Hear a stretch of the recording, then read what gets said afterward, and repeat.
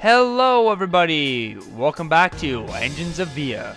Today we will be covering an actually popular locomotive, the EMD FP9/FP9Us. Before we get into the video though, I think that I will do the F40PH-2D next, as it will make up for the disappointment as well since it is an extremely well-known locomotive, with Amtrak Guide 365 saying this about the locomotive.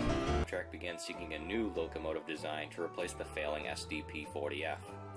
EMD then presented Amtrak with a locomotive that some modern-day rail fans literally over it. But really, to be honest, I really want to aim at possibly 7-minute videos and not 5-minute videos. That is really why I'm doing these two really popular engines in a row. I am aimed towards giving you all the top quality content every week. With last week's episode, I finished editing on the same Friday the P42DC episode came out. Like I said earlier, I want to aim to make the next two videos over 7 minutes long for your guys' entertainment. I also know with the FP9Us, I will more than likely not run out of clips to show you of them. Same goes for the F40PHs. But when it comes down to the F40PHs, I will actually do two videos on them. I will do the GPA-30A, normal F40PH-2D, and then I will do another entire episode dedicated to the GPA-30D, the rebuilt F40PH-2D. But with this episode, we will do both the FP9 and the FP9U in the same episode, since there really is no difference between the FP9 and the FP9U. The only problem I see with doing the rebuilt F40PHs in a separate episode is the video will definitely be shorter than the goal of 5 minutes per episode. So I might do it on Wednesday as a little mini episode before or after the F40PH video comes out. But really, I think the opening to this video is almost 3 minutes by itself.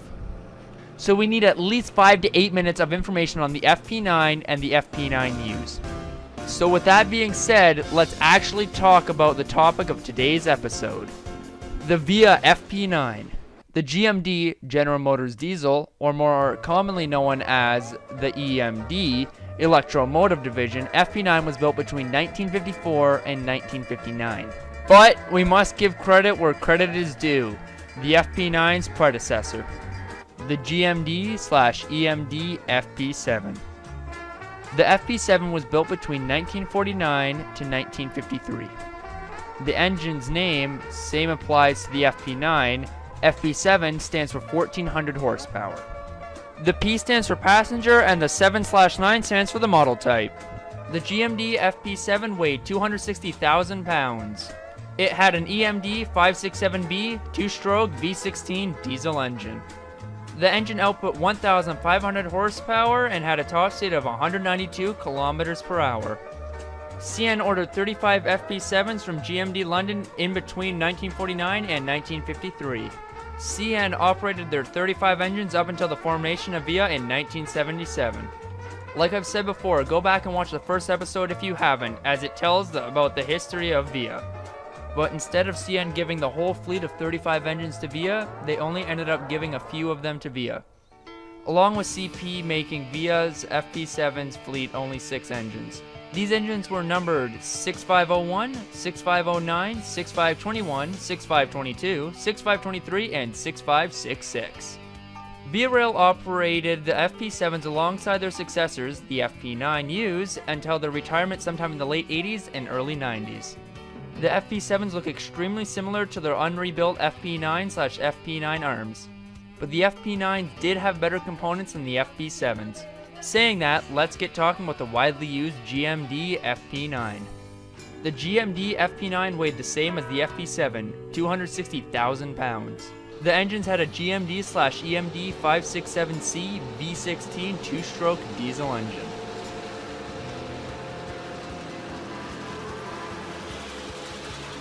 I could not find the speed that the engines could reach, but I'd have to say it's close to the 192 kilometers an hour the FP7s could reach. The engine had 4 EMD D-37 traction motors. The power output of the locomotives was 1,750 horsepower. A good portion of VIA's FP9 fleet came from CN, with CN having a large fleet of 43 FP9s and 38 F9Bs. VIA Rail also took the 11 FP9s and the 8 F9Bs that CP had. This meant that the FP9 was the most rostered engine by VIA, with them having a total of 54 of them. That is, until the F40PH fleet was ordered in 1985 and 1986. Via Rail obtained the FP9s right when the company was formed in 1977. Although, like I said, in the history of Via, they were not officially painted into their Via livery until the beginning of 1978. They selected 11 units to be rebuilt into FP9 arms. This was done at the CN shops in Montreal. They had pretty much a complete overhaul. They switched out the EMD 567C prime mover with an EMD 645C V16 or V20 diesel engine. I could not find much information on the FP9 ARM engines, so I guess you guys will just have to deal with some missing information. The new EMD 645C engines output 1,800 horsepower, which although it wasn't that much, but it was still better than the EMD 567C engines which output 1,750 horsepower. Before we move any further with the FP9 ARMs, I want to go back and talk a bit about the experimental Ghost Scheme engine. Via 6532 was the only engine ever to wear the experimental scheme. Via 6532 wore the scheme for an unknown amount of years, although I am pretty sure that the scheme was applied in 1978 when the blue Via paint schemes were also being applied. Along with Via 6532 being painted, 2 coaches were also painted in this experimental Ghost scheme, although it is extremely difficult to find pictures of the Ghost scheme coaches. I have only been able to find one picture of the Ghost scheme coaches. Along with Ghost scheme, Via 6307 wore an unusual blue Via paint scheme. Normal engines painted in blue Via had the big red Via logo on the nose, or sometimes didn't even have the Via logo on the nose. But Via 6307, along with its weird for an F unit vertical headlight, had a different nose scheme. This scheme had the Via logo but in black under the headlight and the Canada watermark on both sides of the nose below the number boards. So really, Via had 2 different schemes, but 6307 wore the different blue scheme as an FP9 arm, while Via 6532 wore the scheme from the beginning. Although the Via F units ended up going with the blue scheme instead of the Ghost scheme, this was later the inspiration for the order of LRCs, LRC coaches, and the engines, and believe it or not, even the F40PHs. The LRCs and F40PHs with their yellow noses and their gray backs. They pretty much matched Ghost scheme perfectly.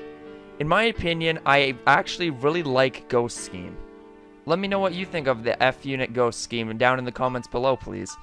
But back onto the life of the FP9/FP9 arms. They had an extremely long career on Via, outlasting the FPA4s and the FP7s.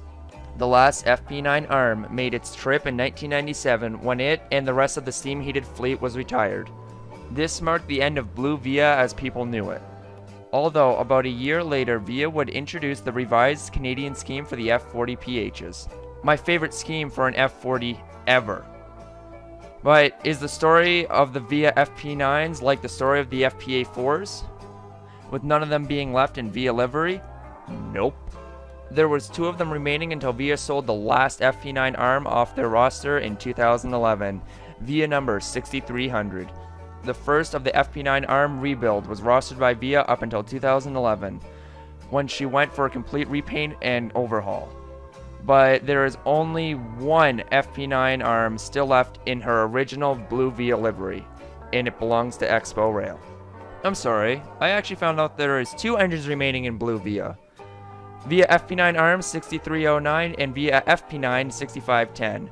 Via 6510 is coupled up to I think 3 original lightweight blue coaches. Via 6510 keeps the blue Via name living on. Although Via doesn't have any FP9s anymore, a lot of companies actually bought them off when Via was originally selling them. Via 6539 was sold off to RailLink Canada and renumbered 1400. Via 6523 was also sold off to RailLink Canada and renumbered 1401. Both units operated on the GEXR, the Goderich Exeter Railway, until their fate back in 2012. But luckily, the RailLink scheme also lives on them now on the OSR, the Ontario Sutherland Railway. Whoa, that was a lot of information this episode. I hope you guys enjoyed the longer than usual Engines of Via episode. The script alone took me over 3 hours to write. To be honest, I am not looking forward to narrating or editing this video. But that's right now. You guys obviously are watching it after I broke down, commentated, and edited the video. It would be amazing if you guys could drop a like. This video took me about 2 days to make. I usually spend about 7 hours per Engines of VIA episode. But with this video being over 8 minutes long, at this point in writing the scripts, it seems like the video will turn out very well. While I was writing the script for this episode, I had been thinking about how I could do the F40PH rebuilds. The way I will cover them is in a short video on the following Wednesday of the F40PH video when it comes out. Although the actual F40PH video will not be as long as this one. It will still have a lot of facts and information on the F40PH and how they were built. I also think that I will cover the VIA switchers, the RS-10s and the SW1000s in a similar way to the way that I'm covering the rebuilt F40PH. By doing a mini series on maybe 3 Wednesdays, I was also thinking of doing another series on the solid called Coaches of VIA, explaining the history and origin of the VIA coaches. It would be in a very similar style to the shorts on Wednesday. I am highly considering a series for when this one is done called Engines of the Godrich Exeter Railway, because I actually really do enjoy doing Engines of VIA. So after taking a short break when I cover all the Engines of VIA, I want to do something like a Season 2 concept. But I hope you guys enjoyed this more than likely over 10-minute special of Engines of VIA. I wanted to do a longer episode for one of the more iconic engines that VIA had, but my back is starting to hurt from writing the script, so I will see you guys next Friday in episode 5 of Engines of VIA. Goodbye, everyone.